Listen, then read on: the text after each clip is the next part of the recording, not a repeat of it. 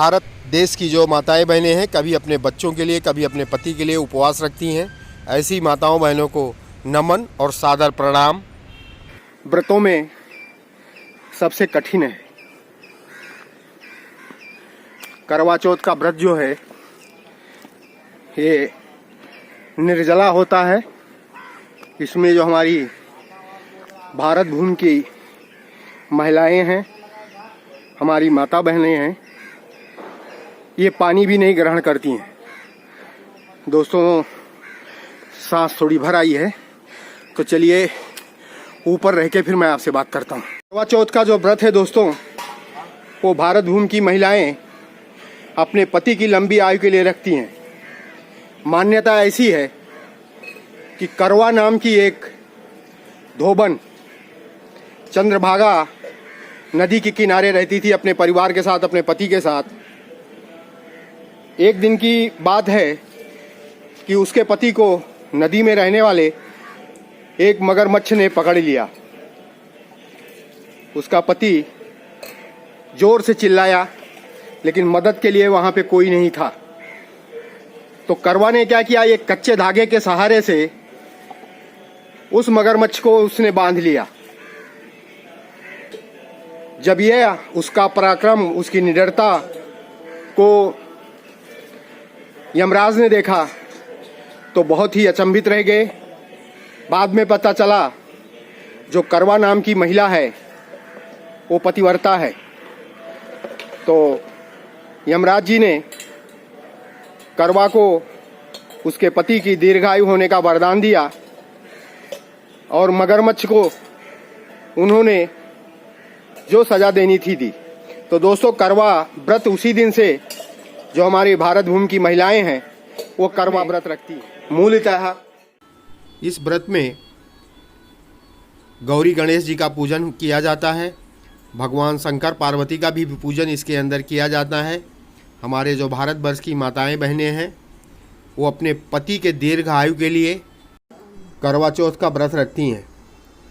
ऐसे ही अनेक व्रत हमारे देश की महिलाएं अपने पति के लिए, अपने पुत्र के लिए रखती हैं, जिससे उनकी दीर्घायु हो, उनका मान सम्मान समाज में हो।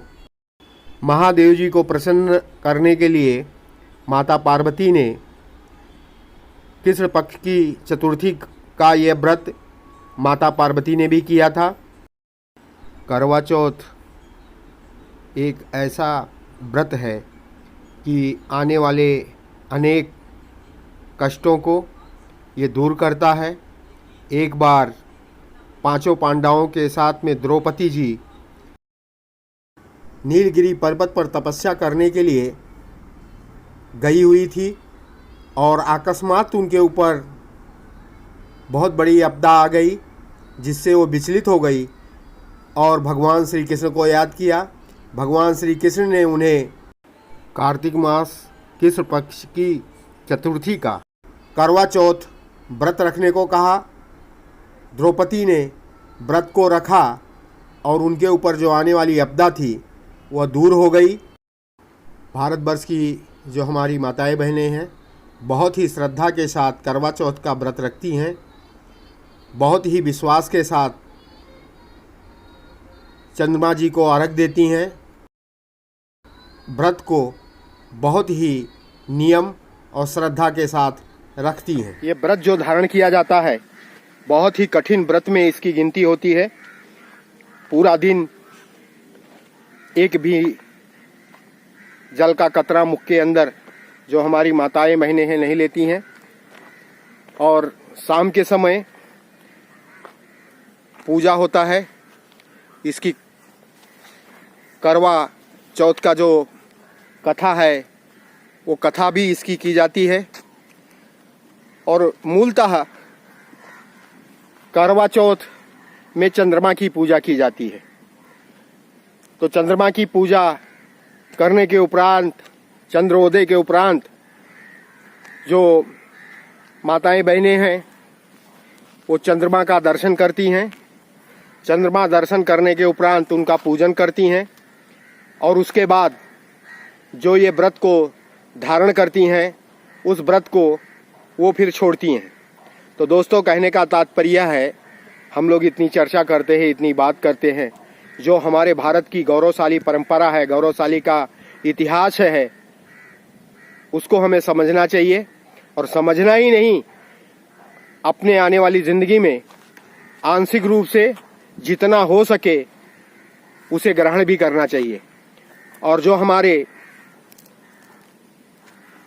बंधु बांधव हैं, हमारे पुत्र हैं या हमसे जो छोटे हैं, उनसे भी इस बारे में चर्चा करनी चाहिए।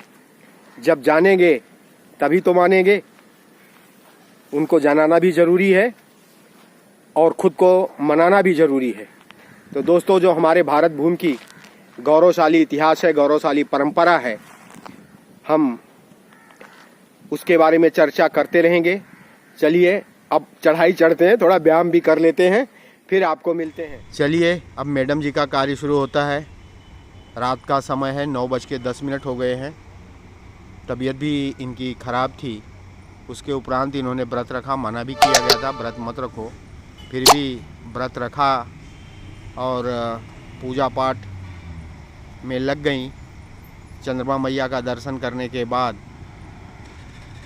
उनको अर्घ दिया और सब पूजा पाठ विधिवत पूरा किया। बोलो गौरी गणेश की जय, बोलो करवा मैया की जय।